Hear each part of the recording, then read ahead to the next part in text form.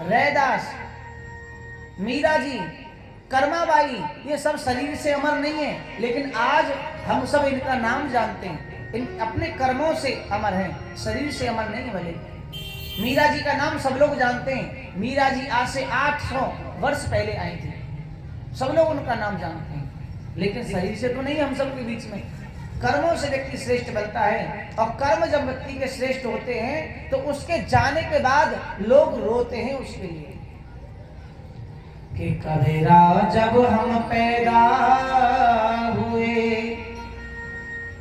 कि कबीरा जब हम पैदा हुए, और जग हंसे हम रोए, और ऐसी करनी कर चलो हम हंसे जग रोए।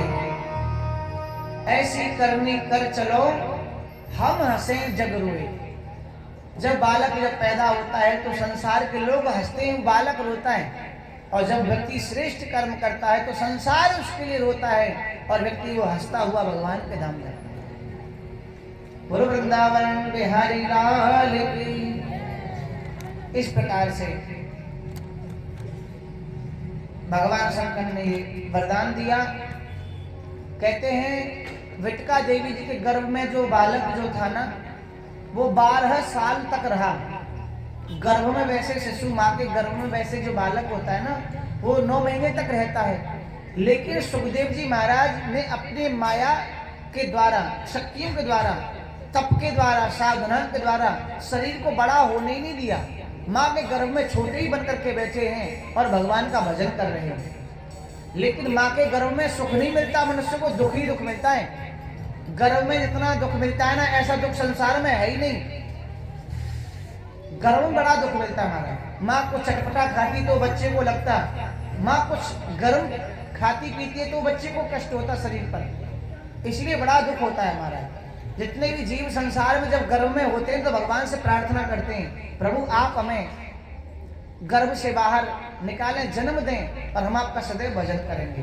प्रेम से बोलो राधे राधे। लेकिन जन्म होते ही महाराज संसार में लीन हो जाते हैं, भगवान को भूल जाते हैं। और इधर सुखदेव जी महाराज जब 12 साल हो गए, उनकी माँ ने सुखदेव जी से कहा, अगर आप माया को रोक लेंगे कुछ क्षण के लिए, तुम्हें जन्म अवश्य मिलेगा। उस समय पर भगवान विष्णु ने अपनी माया को एक क्षण के लिए रोका, और उसी समय सुखदेव जी ने जन्म ले लिया। बोलो सुखदेव जी महाराज की। सुखदेव जी का प्रादुर्भाव हुआ, और माया के प्रभाव से उन्होंने शरीर को तुरंत बड़ा किया, और 16 वर्ष का शरीर होते ही अपने नाड़ को कंधे पर डाल करके जंगल की ओर चल दिया। जंगल की ओर जब जाने लगे तो माँ ने कहा कि अभी तो मेरे बच्चे ने जन्म लिया और मुझे छोड़ के जा रहा है। रोने लगी। जब रोने लगी तो कहते हैं वेद व्यास जी ने समझाया कि हमारा ये पुत्र धर्म के प्रचार के लिए आया है, संसार के कल्याण के लिए आया है। लेकिन माँ की ममता थी। माँ जब रोने लगी तो वेद व्यास जी स्वयं अपने पुत्र के पीछे पीछे चल करके गए। जब चलते हुए जा रहे थे तो आगे क्या देखा कि एक नदी में कुछ स्त्रियां स्नान कर रही थी, और सुखदेव जी वहां से निकल गए। बाद में वेद व्यास जी आए, तो जैसे वेद व्यास जी आए तो उन स्त्रियों ने अपने सिर को ढका पल्लू के द्वारा और कहा, गुरु जी हमें क्षमा करना, वेद व्यास जी हमसे भूल हो गई, हमें नहीं पता था कि आप पधार रहे हैं और हमने अपने सिर को नहीं ढक रखा था। कोई आदरणीय व्यक्ति पधारते हैं तो गुरु जी पधारे, संत भगवान पधारे तो सिर को ढकना चाहिए, अपने से जो उम्र में बड़े हैं सम्मान करना चाहिए। लेकिन जब उन्होंने ये बात कही तो उन्होंने कहा, बेटी तुम्हारे दादा परदादा को भी मैंने अपनी गोद में खिलाया है, मैं इतनी बड़ी उम्र का हूँ और तुमने मुझे देख करके संकोच किया। मेरा अभी जवान पुत्र यहाँ से निकल करके गया है 16 साल का, तुमने उसे देख के संकोच नहीं किया। उन स्त्रियों ने कहा, तुम्हारा जो पुत्र है ना सुखदेव, वो माया से परे है, उसे ये ज्ञान ही नहीं है कि सही क्या है गलत क्या है, वो जानता ही नहीं है। वो तो ये भी नहीं जानता कि स्त्री और पुरुष का शरीर अलग अलग होते हैं, स्त्री और पुरुष के शरीर में भेद ही नहीं जानता। वो तो कुछ भी नहीं जानता संसार में, इसलिए हमने उसे देख करके संकोच नहीं किया। उसके सामने कोई 1000 वस्त्र पहने तो भी उसे कोई फर्क नहीं, और एक ही वस्त्र ना पहने तब भी उसे कोई फर्क नहीं। वो माया से परे है, उसे अष्ट प्रकृति का ज्ञान है। जब ये बात उन्होंने कही तो वेद व्यास जी ने अपने पुत्र की चरण रज को मस्तक पर लगाया कि मेरा पुत्र इतना ज्ञानी, मेरा पुत्र इतना तपस्वी है। और वहां से वेद व्यास जी वापिस हो गए, अपनी पत्नी को समझाया, देवी हमारा पुत्र अब तो नहीं आ सकता है, भगवान की कृपा हुई कभी आ जाएगा तो बुला के लाऊंगा मैं। इस प्रकार से थोड़े समय बाद वेद व्यास जी ने के पास में एक दिन नारद जी पधारे। नारद जी ने कहा कि आप उदास क्यों हैं? वेद व्यास जी बोले, भैया मैंने अनेक शास्त्र लिख दिए, उपनिषद लिख दिए, वेद लिख दिए, लेकिन मेरे मन को शांति नहीं मिली। नारद जी ने कहा कि देखो वेद व्यास जी, एक होती है भगवत कृपा और एक होती है संत कृपा। भगवत कृपा से बड़ी संत कृपा होती है।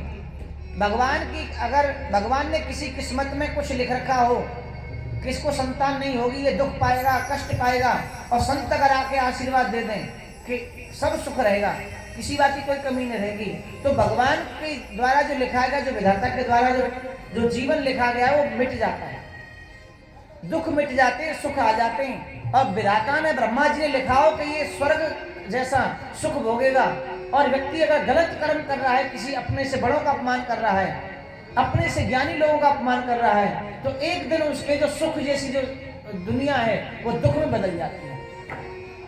तो कर्म के अनुसार ही व्यक्ति के सुख दुख के द्वारा ये सुख दुख बदल जाते हैं, कर्म के द्वारा। कि कर्म प्रधान ईश्वर चिरागा, कर्म प्रधान ईश्वर, कर्म प्रधान ईश्वर चिरागा, कर्म प्रधान, कर्म प्रधान ईश्वर चिरागा, कर्म प्रधान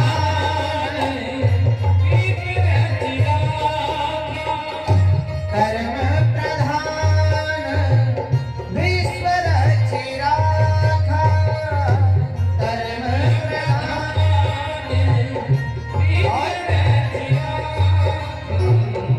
जो जस करहि सो तस फल चाखा, जो जस करहि सो, ताली बजा करके, हाँ, जो जस करहि सो तस फल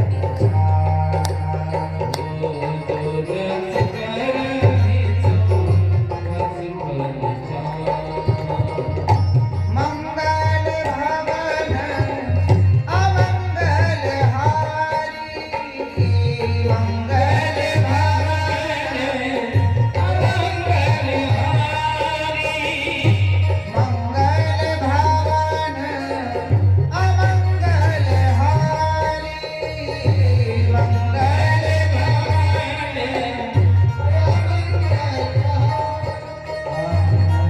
बहु सुदशरथ अजित बहु सुदशरथ बहु सुदशरथ अजित बहु सुदशरथ अजित।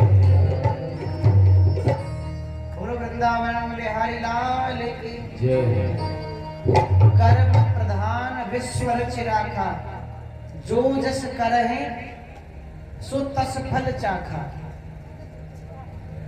जैसा मनुष्य कर्म करता है वैसा ही उसको फल मिलता है। पत्नी के किए गए कर्म पत्नी को भोगने पड़ेंगे, पुरुष के किए गए कर्म पुरुष को भोगने पड़ेंगे। एक दूसरे का कर्म कोई काट नहीं सकता है, और बच्चों के किए गए कर्म बच्चों को भोगने पड़ेंगे। कदाचित कभी कभी पति के जीवन में बीमारियां आ जाती, तकलीफ आ जाती, पत्नी के जीवन में नहीं आती हैं। कभी पत्नी बीमार होती है तो पति तो बीमार साथ में नहीं होता है। हम सबका जीवन अलग अलग है, हम सबके कर्म भी अलग अलग हैं। जैसा जो कर्म करता है वैसा ही फल पाता है, जिसने जैसा कर्म किया। कोई किसी कर्म काट ही नहीं सकता है महाराज। लेकिन हमारे भारतवर्ष की पवित्र नारियां जो भी जीवन में सत्कर्म करती हैं, पूजा करती हैं, पाठ करती हैं, अपने परिवार की सुख समृद्धि के लिए तो मांगती ही हैं भगवान से, प्रभु से बस यही कामना करती कि मेरा परिवार सदैव सुख समृद्धि में रहे, आनंद में रहे।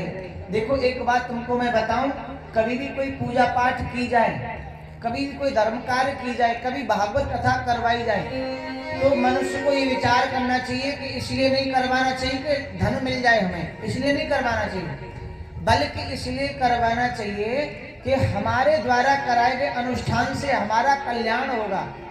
हम कथा में बैठेंगे, कथा सुनेंगे, कहीं दूर कथा होती तो कभी कभी जा पाते हैं, कभी कभी नहीं जा पाते हैं, काम बहुत सारे होते हैं घर में। लेकिन अगर हमारे घर में कथा होगी, हम पर्सनल यजमान जब बनेंगे, तो हमें पूरी कथा सुनने का मौका मिलेगा, हमें सेवा करने का मौका मिलेगा, भगवान का श्रृंगार करने का मौका मिलेगा, किसी ब्राह्मणों को भोजन कराने का मौका मिलेगा। ये व्यक्ति के अंदर पवित्रता जब आती है तो उसके किए हुए वो कर्म वो उसके अंदर सुख लेके आते हैं महाराज, तब तो उसको सुख मिलता है। अब देखिए इंसान सुबह गलत कर्म कर रहा है, शाम को पुण्य काम कर रहा है, ऐसे भी लोग होते हैं। मानो सुबह उसने झूठ बोला और शाम को उसने सच बोला, जिसने भी जो कुछ पूछा, तो झूठ जो उसने बोला उसका उसको दंड मिलेगा, सच उसने जो बोला उसको उसे पुण्य मिलेगा, तो उसके जीवन में कल्याणकारी होगा। बस इसी प्रकार से हम सब पाप पुण्य के द्वारा ही अपनी जिंदगी जीते हैं महाराज। लेकिन एक बात याद रखो, जो सब कुछ भगवान के हवाले कर देता है, प्रभु पाप भी तुम्हारे जो मैंने जीवन में किया और पुण्य भी तुम्हारे, मुझे कुछ नहीं चाहिए, और प्रभु मुझे सद्बुद्धि दो, अपनी कथा सुनाओ, अपना सत्संग सुनाओ, जिससे मैं पाप कम से कम करूं। अच्छा, किसी बच्चे को आप याद करो, जब आप छोटे थे तो क्या आपको इतना ज्ञान था दुनिया का? किसी को ज्ञान था? कोई जब बालक 1 साल का होता है तो उसे तो ये भी ज्ञान नहीं होता कि ये जो ये इनको पापा बोला जाता है, इनको माताजी बोला जाता है, ये चाचा है, ये ताऊ है, ये भी ज्ञान नहीं होता, ये भी सिखाया जाता है। सिखाया जाता है कि नहीं सिखाया जाता है? ये सब भी सिखाया जाता है। बच्चा जो होता है वो कोरे कागज के समान होता है, उसको जो जो जीवन में सिखाया जाता है, अपितु जो सीखता है उसके द्वारा जो वो कर्म करता है उसको उसी प्रकार का फल मिलता है। प्रेम से बोलो राधे राधे, जोर से बोलो। आइए एक बड़ा सुंदर सा भजन भगवान के चरणों में। बोलो बांके बिहारी लाल की, तेरी शरण में आके मैं धन्य हो गया।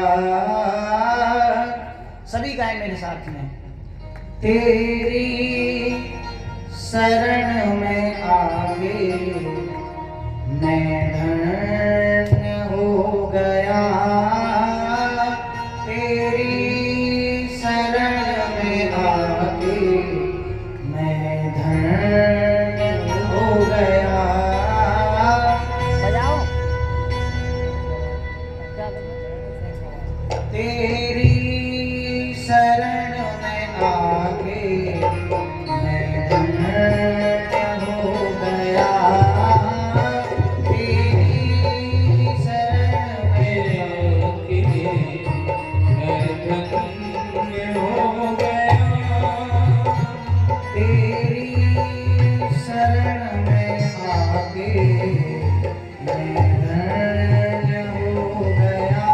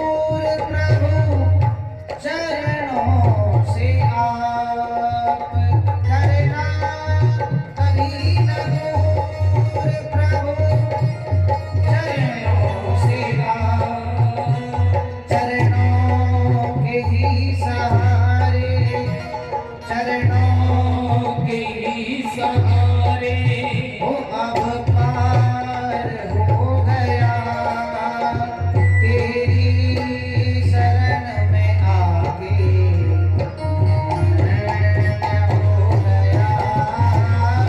तेरी शरण में आगे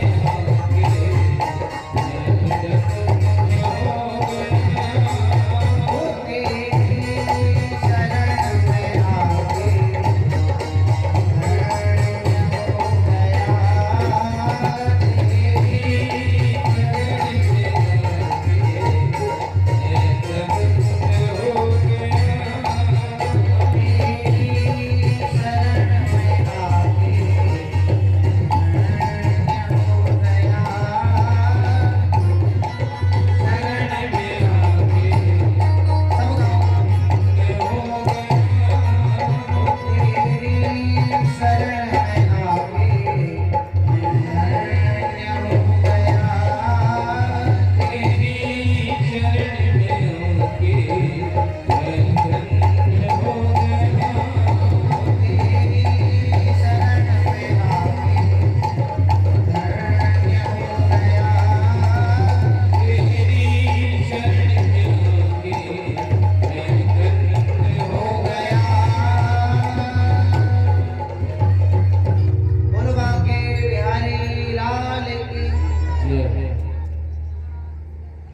इस प्रकार से नारद जी ने आकर के बताया कि एक होती है संत कृपा, एक होती भगवत कृपा, और भगवत कृपा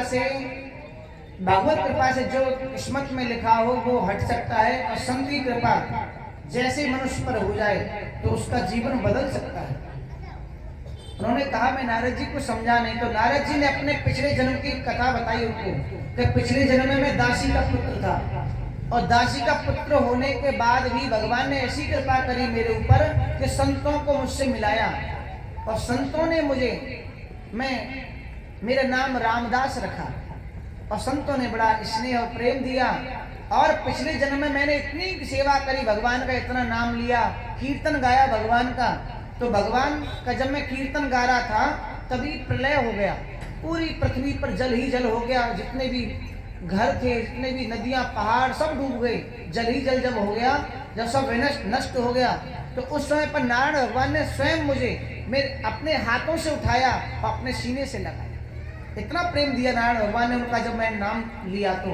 और अगले जन्म में भगवान ने मुझे पूछा कि नारद जी, हे भक्त, आप पृथ्वी लोक पर जाकर के धर्म का प्रचार करना चाहते हैं, नाम लेना चाहते हैं, तो आप जा सकते हैं। तो मैंने भगवान की सेवा स्वीकार की और कहा प्रभु मैं जानना चाहता हूँ, आपके नाम का उच्चारण करना चाहता हूँ और संसार के लोगों को ज्ञान देना चाहता हूँ। उस समय पर भगवान ने मुझे अपनी देवदत्ता वीणा प्रदान की। देवदत्ता मिमाम वीणा स्वर ब्रह्म विभूषिता, देवदत्ता नाम की वीणा प्रदान की, और उस वीणा से मैंने आज भगवान का नाम लेते हुए पूरी पृथ्वी पर विचरण करता रहता हूँ। नारद जी ने जब ये बात बताई, और नारद जी ने कहा कि पिछले जन्म में तो दासी पुत्र था, आज संत नारद बनकर के प्रकट हो गया। भगवान की संतों की कृपा में बड़ी शक्ति होती है। उन्होंने कहा वो तो ठीक है, लेकिन अब मैं क्या लिखूं ऐसा जिससे मेरे मन को शांति मिले। तो नारद जी के कहने पर वेद व्यास जी ने भागवत कथा लिखने का निश्चय लिया। पर वेद व्यास जी कहने के महाराज अब मेरे शरीर वृद्ध हो गया, अब मैं लिख तो पाता नहीं हूँ, हाथ नहीं चल पाते, अब तो अक्षर मैं नहीं बना पाता हूँ। तो उन्होंने कहा भैया एक काम करो, सबसे सुंदर लिखने वाले संसार में अगर कोई देवता है तो वो है गणेश जी महाराज। गणेश जी का आह्वान किया गया और गणेश जी ने आकर के इस भागवत कथा को अपने हाथों से लिखा। वेद व्यास जी ने अपने मुख से बोला है, और तब जाकर के ग्रंथ पूरा हुआ। अब विचार कर ले कि ग्रंथ किसको देना भैया, तो बोले मेरा पुत्र एक ऐसा है कि जो जिसने काम क्रोध ईर्षा द्वेष सब कुछ जीत रखा है, संसार का माया का जिसको कोई लोभ नहीं, ऐसा मेरा पुत्र है, अपने पुत्र को ही मैं ये भागवत कथा देना चाहता हूँ। उस समय पर उन्होंने क्या किया, अपने 2 शिष्यों को बुलाया। किसने? वेदव्यास जी ने। और उनको बुला करके भागवत कथा के 2 श्लोक याद कराए। पहला श्लोक याद कराया, वरहा पीड़म नटवरा वपु कर्ण योग कर्ण कारकम। भगवान नारायण के एक अंश मेरे कृष्ण कन्हैया जी जो यशोदा मैया के आंगन में घूमते हैं, कानों में सुंदर कुंडल हैं, गले में बैजंती माला है, सुंदर घुघराले केस हैं प्रभु के, और ऐसे छोटे छोटे चरण हैं। जब भगवान आंगन में घूमते हैं तो हजारों लाखों गोपियां, भक्तजन, संतजन सब उन पर बलिहारी जाते हैं। इतना सुंदर स्वरूप है मेरे गोविंद भगवान का। इस श्लोक में जब ये वर्णन किया गया तो सुखदेव जी अपने आसन से उठकर के आए। निराकार ब्रह्म की साधना में बैठे थे, वहां से उठकर के आए। पूछा, भैया ये श्लोक किसने दिया तुमको? बोले ये श्लोक हमारे गुरु जी ने सिखाया। किसका श्लोक है? किस देवता की बात कही जा रही है? बोले कृष्ण कन्हैया जी हैं, छोटे से बाल गोपाल हैं, उनका ये श्लोक है। उनकी सुंदरता का बखान किया गया है। सुखदेव जी विचार करने लगे, कभी कभी जो ज्यादा सुंदर होता है, कभी कभी उसके अंदर अवगुण भी होते। अभी अवगुण अगर उनके अंदर हुए, मैं उनके चरणों में गया और उन्होंने मुझे स्वीकार नहीं किया तो क्या होगा?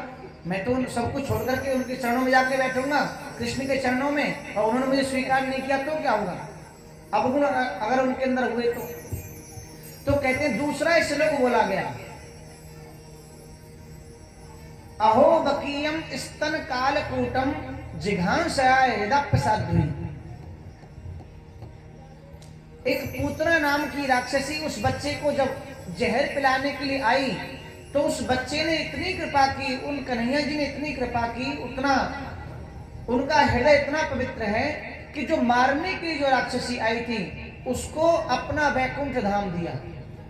उस राक्षसी को अपना वैकुंठ धाम दे दिया। और क्या सोच करके दिया? ये जो मुझे दूध पिलाने के लिए आई है, और दूध पिलाने का काम तो माँ यशोदा करती है, ये भी मेरी माँ के समान ही है, और जो गति, जो मैं पद अपनी माँ यशोदा को देने वाला हूँ, वही पद मैं इस पूतना को भी दे दूंगा। भगवान ने रीझ करके उस राक्षसी को भी अपना पद दे दिया।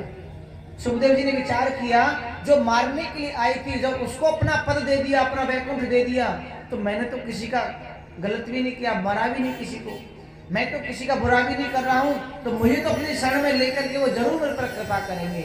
ये जान करके सुखदेव जी महाराज उस श्लोक को सुनकर के अपने पिता के पास में आए और पिता के आकर के चरण पकड़ लिए। हे पिताजी, मुझे भागवत कथा पूरी कंठस्थ याद कराइए, मैं कथा सुनना चाहता हूँ।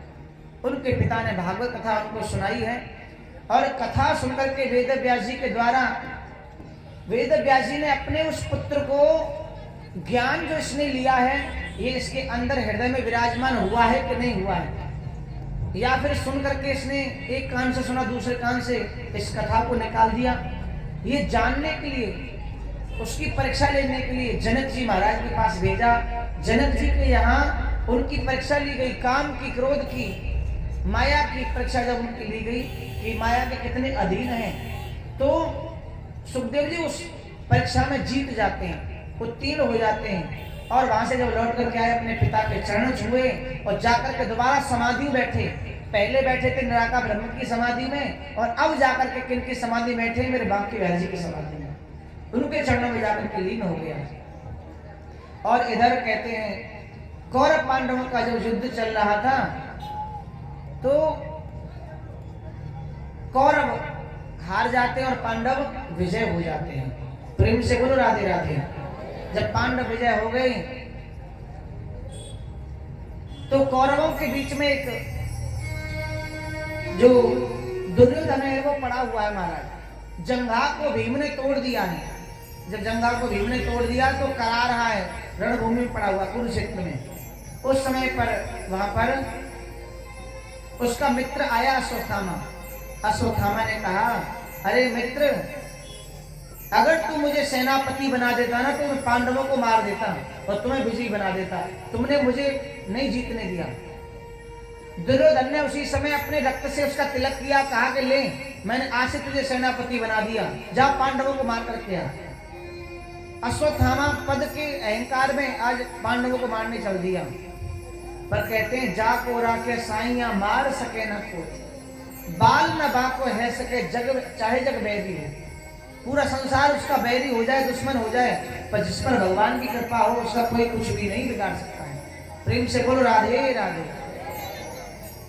इस प्रकार से जब वो गया तो भगवान ने पांडवों को पहले ही वहां से ले गए, पांडवों को जगा करके। अरे भैया सो रहे हो, रात्रि का समय था। अरे भैया आप युद्ध जीत गए हो, अब आप राजा बन गए हो, तो सोना थोड़ी है, चलो चल करके तैयारी करते हैं, कल से हमें क्या क्या सेवा करनी है। ये देख लेकर जानने के लिए आज उनको वहां से लेकर के गए। और जब लेकर के वहां से गए, अपने कक्ष में भगवान ने पांडवों को बिठाया है। द्रौपदी ने विचार किया कि पांडवों की जो सैया शेष जो है उस पर ही मैं अपने बच्चों को सुला देती हूँ। भीम के कक्ष में भीम के पुत्र को सुलाया, युधिष्ठिर के कक्ष में युधिष्ठिर बच्चे को सुला दिया, अर्जुन के कक्ष में अर्जुन के पुत्र को सुलाया। इस प्रकार से पांडवों के पुत्रों को जब सुला दिया, वहां से वो चली गई। अश्वत्थामा आया, जितने बच्चे थे सबको जान से मार दिया, सिर काट दिए, गले काट करके, सिर काट करके, मुंड काट करके उनके थैले में डाल करके वहां से लेकर के गया मारा। ले जाकर के अश्वत्थामा के सामने, दुर्योधन के सामने रख दिया। अश्वत्थामा ने कहा तुम कहते थे पांडवों को कोई नहीं जीत सकता, मैं पांडवों को मार करके आ गया। दुर्योधन ने जब ये देखा, जब भोर होने लगी, प्रातःकाल होने लगा, तो उजाला होने लगा। उजाले में जब देखा गया तो पांडव नहीं, पांडवों के पुत्र हैं, तो दुर्योधन रोने लगा। दुर्योधन कहने लगा कि हे अश्वत्थामा, तुमने तो हमारे वंश में कोई नहीं छोड़ा तर्पण करने वाले। अरे पांडव, मेरी तो दुश्मनी पांडवों से थी, उनके बच्चों से थोड़ी थी। अश्वत्थामा घबराने लगा। अश्वत्थामा सोचने लगा अब मैं पांडवों के बच्चों को मार दिया, पांडव जीवित हैं, वो मुझे नहीं छोड़ेंगे। अश्वत्थामा वहां से भागने लगा और उसी समय भगवान श्री कृष्ण रथ में विराजमान होकर के अर्जुन को लेकर के आए। अश्वत्थामा को पकड़ करके वहां से लेकर के चले गए, ले जाकर के सामने कुंती के और द्रौपदी के सामने खड़ा कर दिया। द्रौपदी ने जैसे ही उस बच्चे को देखा, अश्वत्थामा को देखा, विनती करने लगी, अरे भैया छोड़ दो, मत मारो इस बच्चे को, मत मारो। जब ये बात उन्होंने कही, जैसे ये बात उन्होंने कही, अर्जुन कहने लगा देखो मैं नहीं छोड़ सकता इसको, इसने बच्चों की हत्या की है और बाल हत्यारा कोई भी हो उसे नहीं छोड़ना चाहिए। कि मुंचता मुंचता में सह ब्राह्मणों ने तेरा गुरु, ब्राह्मणों ने तेरा गुरु। द्रौपदी कहने लगी वो तो ठीक है, पर ये तो ब्राह्मण है और तुम्हारे गुरु जी का पुत्र है, छोड़ दीजिए इसे। ब्राह्मणों ने तराम गुरु, ये संसार को ज्ञान देने वाले ब्राह्मण है, आप इसे मत मारिए। अर्जुन कहने लगा मैंने प्रतिज्ञा ली है कि जिसने भी बाल हत्या की उसे जान से मार दूंगा, मेरी प्रतिज्ञा का क्या होगा। तो द्रौपदी ने कहा देखो ये तुम्हारी गुरुजी का पुत्र है, जिनसे तुमने धनुष विद्या ली है, ज्ञान लिया है धनुष चलाने का, उनका पुत्र है ये। और दूसरी बात यह है कि अगर मेरे पुत्र चले गए तो क्या हुआ, कम से कम मेरे पति तो मेरे पास में है। लेकिन अगर आपके गुरुजी तो पहले ही युद्ध में मारे गए और गुरु माँ के पास में अकेला पुत्र बस यही बचा हुआ है, और आप इसे मार दोगे तो गुरु माँ किनके सहारे रहेंगे, आप मत मारो, छोड़ दो इसे। द्रौपदी ने जब बार बार निवेदन किया, भगवान श्री कृष्ण की ओर देखा गया। भगवान ने कहा कि जो जिसका संसार में मान प्रतिष्ठा है, जो पूजनीय है, उसका अपमान करना ही मरने के बराबर है। आप इस अश्वत्थामा का अपमान कर दोगे तो समझो मार ही दिया। अश्वत्थामा का अपमान किया गया, मणि मस्तक में से निकाली गई और धक्का लगाकर घर से बाहर निकाल दिया गया। अश्वत्थामा को क्रोध आया। अश्वत्थामा ने उसी समय पर पांडवों के जो अर्जुन है, जो अर्जुन के पुत्र अभिमन्यु, अभिमन्यु की जो पत्नी है उत्तरा, उत्तरा के गर्भ में बालक था महाराज। जब अभिमन्यु की मृत्यु हुई तो उसकी पत्नी गर्भवती थी। अब अश्वत्थामा ने विचार किया कि इनके वंश में किसी को नहीं छोड़ूंगा, और उसी समय ब्रह्मास्त्र चला दिया गर्भ की ओर। उत्तरा गर्भ में जब जाकर के ब्रह्मास्त्र लगा, उत्तरा तो रोने लगी, तड़पने लगी, और भगवान ने उत्तरा के गर्भ की रक्षा की। जब रक्षा की, भगवान छोटा सा रूप बना करके गर्भ में प्रवेश हुए और इतनी तीव्र गति से सुदर्शन चक्र को घुमाया कि ब्रह्मास्त्र का खंड खंड कर दिया। ब्रह्मास्त्र को जब काट दिया तो उसके बाद उत्तरा से पूछा, बेटी अब कोई तकलीफ तो नहीं है? उत्तरा ने भगवान के चरण पकड़े, कहा प्रभु जब तुम हमारे साथ हैं तो हमें किसी बात की कोई तकलीफ हो ही नहीं सकती है। ये सारा दृश्य देख रही थी कुंती जी। कुंती जी ने आकर के भगवान के चरण पकड़ लिए। कुंती जी भगवान की बुआ है महाराज। कुंती ने आकर भगवान के चरण पकड़े और कुंती जी ने कहा, प्रभु मैं ये जान रही हूँ कि तुम भगवान हो। भगवान बोले, बुआ ये तुम कैसी बात करती हो? मैं तो तुम्हारा भतीजा हूँ, वो भी सबसे छोटा, और तुम मेरे चरण पकड़ रही हो। कुंती जी ने कहा, प्रभु किसी का भतीजा बनकर के आना, किसी का पुत्र बनकर के आना, किसी के मामा बनकर के आना, किसी के पिता बनकर के आना, ये तो सौभाग्य की बात है, पर असल बात ये तो तुम तो त्रिलोकीनाथ हैं, तुम साक्षात नारायण हैं, और ये दासी आज तुम्हारे चरणों में विराजमान है, क्या इस दासी को कुछ दोगे नहीं? जैसे ये बात कुंती जी ने कही, भगवान ने कहा, बुआ अगर तुमने मुझे नारायण माना है, भगवान माना है, आप जो आज मांगोगी, ब्रह्मा का पद भी मांगोगी, ब्रह्मा का पद तुम्हें दे दूंगा। मांगो तुम्हें क्या चाहिए? कुंती जी ने वह चीज मांगी जो आज तक संसार में किसी ने नहीं मांगा।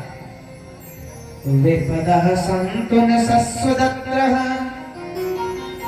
विपदः सन्तु न सस्वदत्रः, तत्रः जगद्गुरु भगवतो दर्शनम् यत्साहाद दर्शनम्। कुंती ने कहा, हे प्रभु अगर तुम देना चाहते हो तो मुझे दुख दे दो, क्योंकि मैंने संसार में देख लिया कि जब सुख आता है, जब मेरे बच्चे जब तकलीफ में थे, जब कौरव बार बार मारने का प्रयास करते थे, लाक्षागृह मेरे बच्चों को जलाने का प्रयास किया गया, विष देकर के मेरे बच्चों को मारने का प्रयास किया गया, युद्ध में मेरे बच्चों को मारने का प्रयास किया गया, मेरी पुत्र वधू को द्रौपदी को भरी सभा में जब नग्न करने का प्रयास किया गया, तब तो वहां पर उपस्थित थे। दुख के समय तो हमारे साथ में रहे, और आज मैं राजमाता बन गई, हमारे पास राज्य आ गया, हम राजा बन गए, आप हमें सुख के समय छोड़ के जा रहे हैं, और मुझे ऐसा सुख नहीं चाहिए जिसमें आप मुझसे दूर हो जाएं। सुंदरकांड में इसे हनुमान जी महाराज बड़ा सुंदर बताते हैं। तुलसीदास जी महाराज कहते हैं सुंदरकांड में कि दुख के समय अगर मान लीजिए किसी को सुख मिला हुआ है और उस सुख में भगवान उसके साथ नहीं है ना, तो वो सुख उसका बेकार है, और दुख में अगर भगवान साथ में है तो समझो वो दुख सबसे बड़ा सुख है महाराज।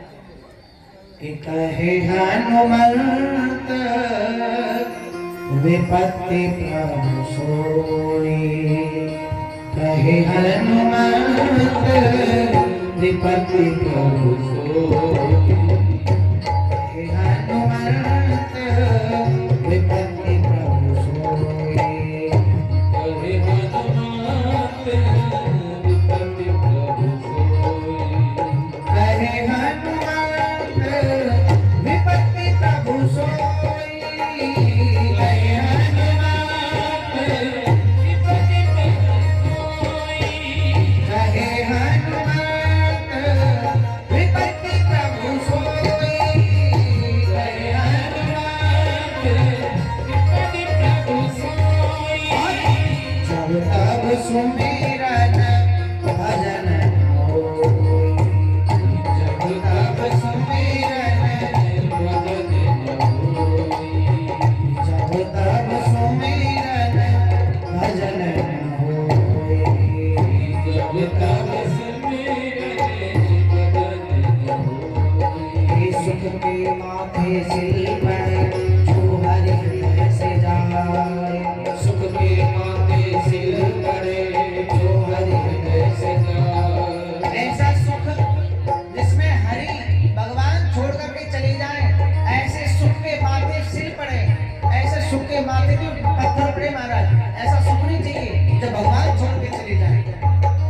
ये सुख के माथे सिर पड़े जो हरि हृदय से जाए, सुख के माथे सिर पड़े जो हरि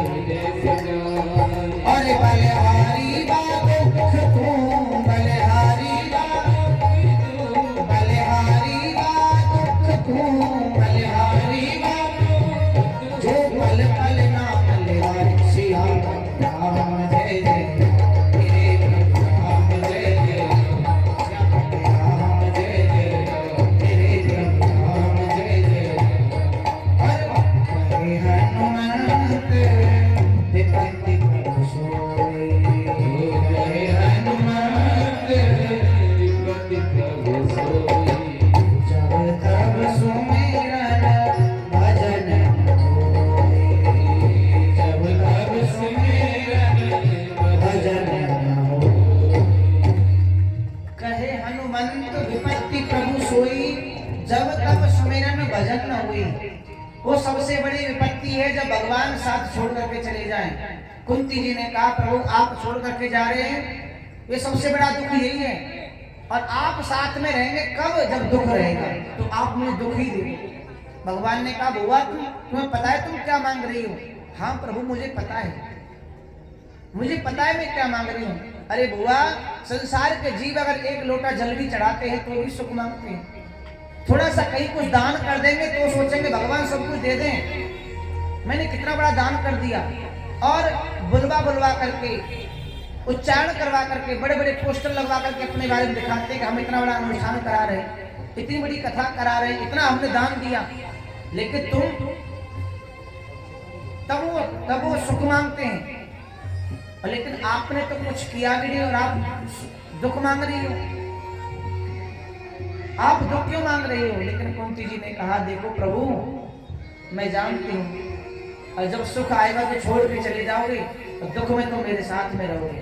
कुंती जी ने जब ये बात कही भगवान ने कहा बुआ मैं तुम्हें कभी छोड़ करके नहीं जाऊंगा। और इस प्रकार से कुंती जी को भगवान ने समझाया, और इधर कुंती जी को जब भगवान ने समझाया तो भगवान ने कहते जितने भी लोग थे सबको आशीर्वाद दिया, सबको वरदान दिया।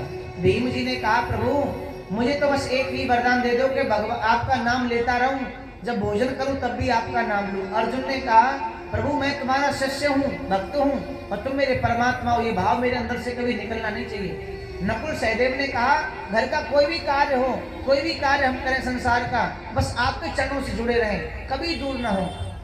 युधिष्ठिर महाराज जी ने कहा कभी मेरे कर्म से मेरी वाणी से कभी अधर्म नहीं होना चाहिए, ऐसी कृपा करो। भगवान ने सबको वरदान दिया और भगवान वहां से द्वारका की ओर प्रस्थान कर गए। अर्जुन को साथ में लेकर के भगवान गए, और अर्जुन को लेकर के जब भगवान गए तो कहते 6 महीने बाद अर्जुन जब लौट करके आए तो अर्जुन ने कहा भगवान की जो द्वारका है वो समुद्र में डूब गई है, और भगवान गोलोक धाम को प्रस्थान कर चुके हैं। ये जान करके कुंती जी ने तुरंत ही प्राणों को त्याग दिया।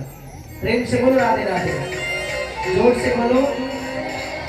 इस प्रकार से कुंती जी ने प्राणों को जब त्याग दिया, जितने पांडव थे उन्होंने स्वर्गारोहण किया।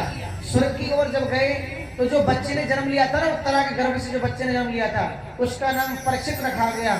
एक दिन की बात, परीक्षित महाराज जी जब बड़े हुए और जब पांडव स्वर्ग की ओर जब गए सहशरीर, तो कहते हैं अपने पड़पौत्र को परीक्षित को राजगद्दी पर बिठा करके गए कि बेटा आज से तू ही राज्य चलाना, तू ही राजा यहाँ का। तो परीक्षित ने कहा मैं तो छोटा सा ही हूँ बाबा, मुझे क्यों राजगद्दी पर बिठा रहे हो, मैं राज्य कैसे चलाऊंगा। उन्होंने 3 बातें सिखाई उनको, परीक्षित जी को, ध्यान से सुने। 3 बातें सिखाई, क्या क्या? बेटा जीवन में अपने दरवाजे पर दुश्मन भी क्यों ना आया हुआ हो उसका भी सम्मान करना, और दूसरी बात ये जितना भी धन हो उसमें से कुछ अंश दान के लिए जरूर रखना, सेवा के लिए रखना, भगवान के मंदिर बनवाना, कथा करवाना, सत्संग करवाना, संत ब्राह्मणों की सेवा करना। तीसरी बात बताई कि साक्षात रूप से भ्रमण करने वाली गौ माता साक्षात नारायण भगवान ही है। गौ माता का कभी अपमान न हो, वो कभी दुखी न रहे, कभी परेशान न रहे, ऐसी चेष्टा करना। उन्हें कोई तकलीफ दे, गौ माता को मारने का प्रयास करे, चाहे प्राण निकल जाए तब भी रक्षा गौ माता की करना। ये ज्ञान 3 बातें सिखा कर गए वहां से।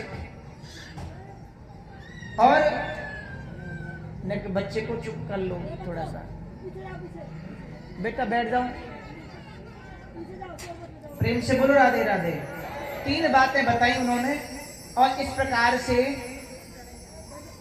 वहां से वो पांडव चले जाते हैं। और परीक्षित जी इधर भ्रमण करते हुए जब जंगल में पहुंचे, उन्होंने क्या देखा कि बैल खड़ा हुआ है, बैल के 3 पैर एक दुष्ट ने काट दिए हैं, और एक पैर पर बार बार बैल खड़ा होने का प्रयास कर रहा है।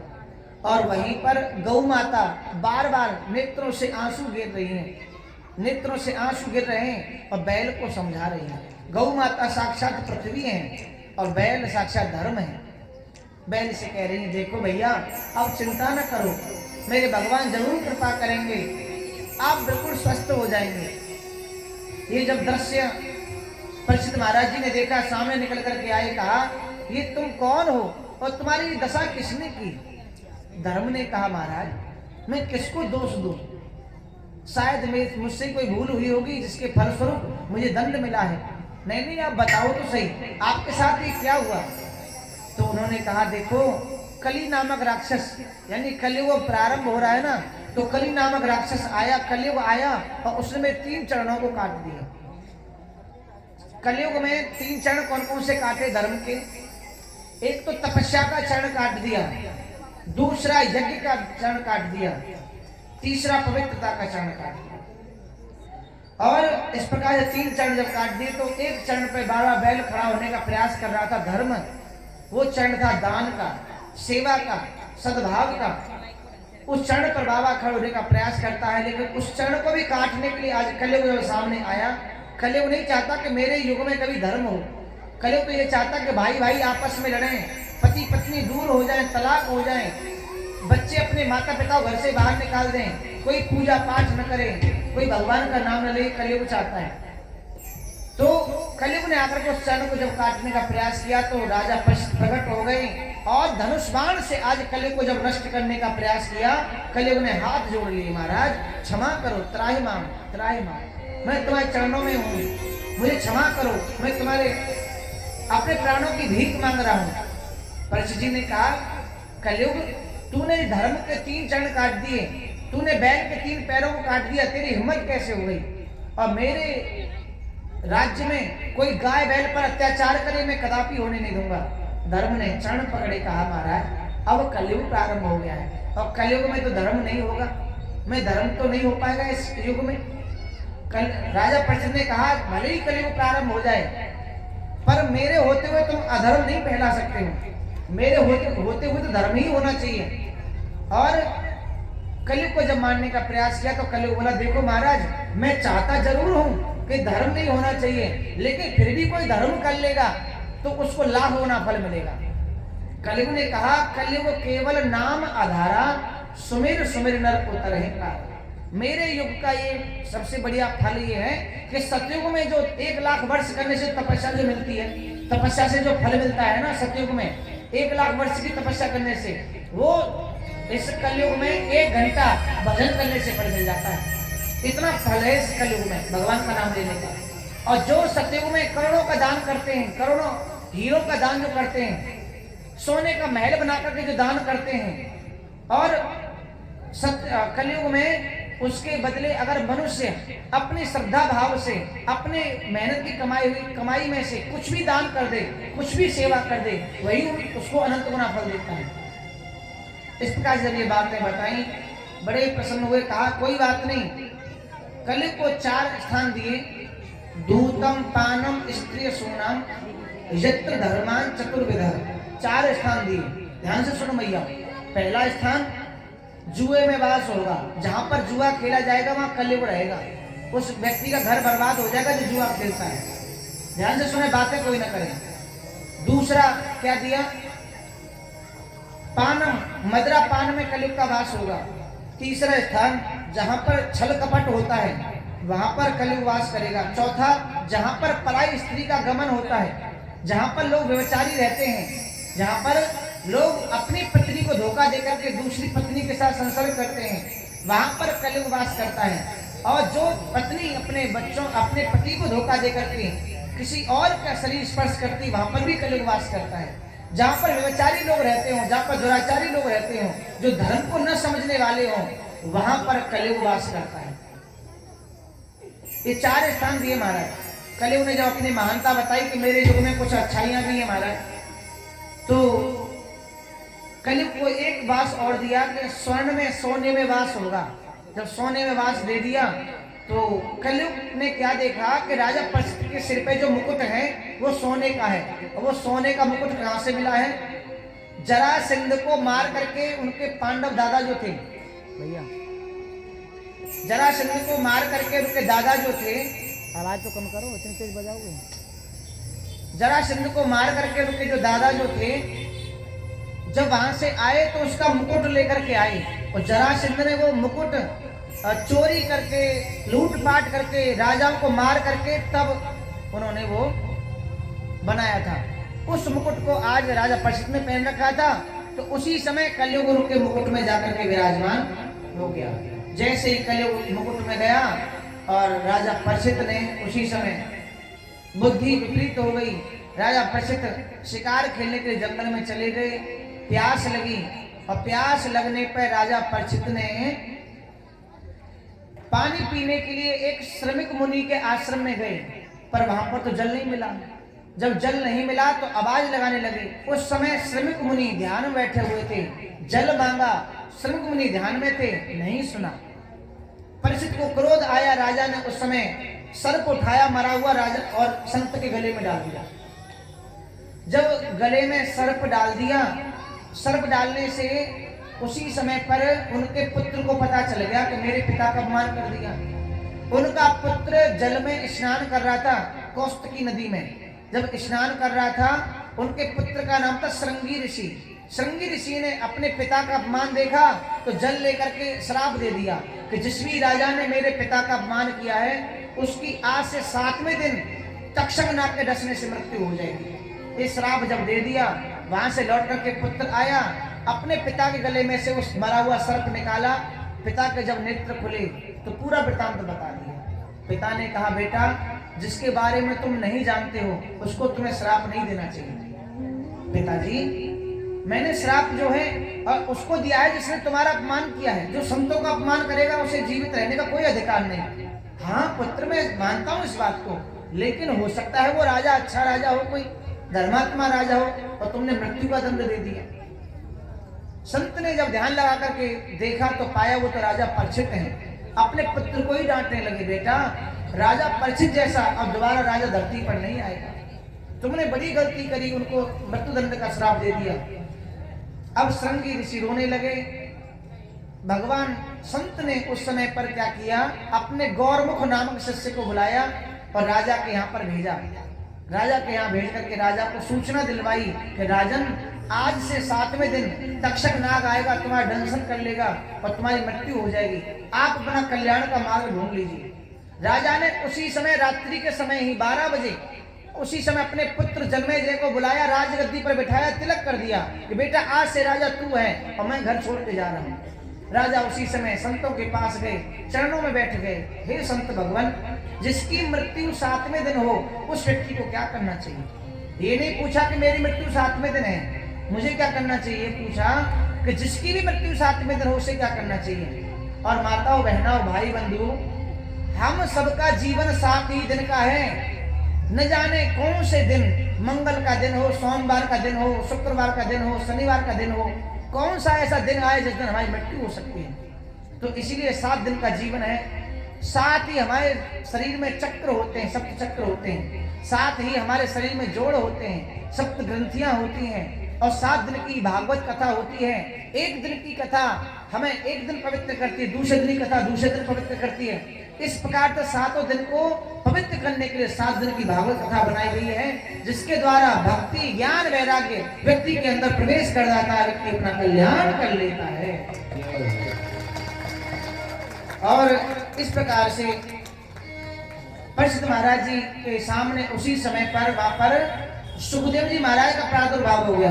बोलो सुखदेव जी महाराज की। सुखदेव जी उसी समय आए, आकर के राज गद्दी पर विराजमान हो गए, मंच पर विराजमान हुए आसन पर। और राजा परीक्षित ने उनके गले में मणि माला डाली, चरण छुए, चरण वंदन किया, चरण धुलाए। इस प्रकार से उनका चरण वंदन करने के बाद